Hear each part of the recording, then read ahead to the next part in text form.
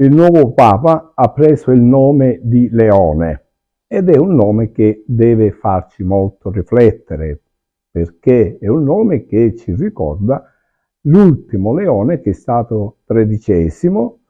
che scrisse l'enciclica La Rerum Novarum, l'enciclica sulla giustizia sociale, l'enciclica che guardava alle problematiche del mondo del lavoro e dunque agli operai. E questo è un fatto per noi davvero interessante. Il nome Leone del nuovo pontefice non può non farci ricordare il grande San Leone Magno, che fu un grande papa nel primo millennio del cristianesimo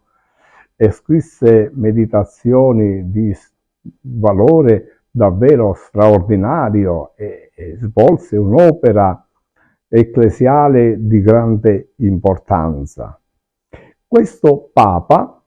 Leone XIV, è un americano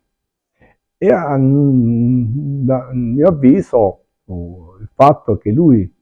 è un americano può consentire oggi, nel complesso difficile dei rapporti internazionali, un po' riflettere e aiutare a riflettere Trump su determinate scelte politiche che lui vuole intraprendere, considerato che i cattolici negli Stati Uniti sono 100 milioni e hanno il loro peso politico. Papa Leone è un agostiniano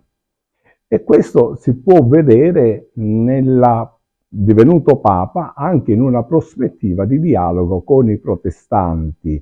perché Lutero, che è stato l'artefice della divisione, dello scisma in Occidente, era anche un agostiniano, e allora si può anche, con la sua ascesa al pontificato, vedere un dialogo più proficuo con il mondo protestantico. Questo Papa americano viene da una lunga esperienza missionaria in Perù e dunque conosce i problemi dei paesi latinoamericani, e questo, considerato che lui ha scelto di chiamarsi Leone come Papa Leone XIII, può aprire una voce a favore della giustizia sociale. Infine, mi sembra doveroso rilevare che lui, in quanto agostiniano, ci propone la grande spiritualità che fu di Sant'Agostino.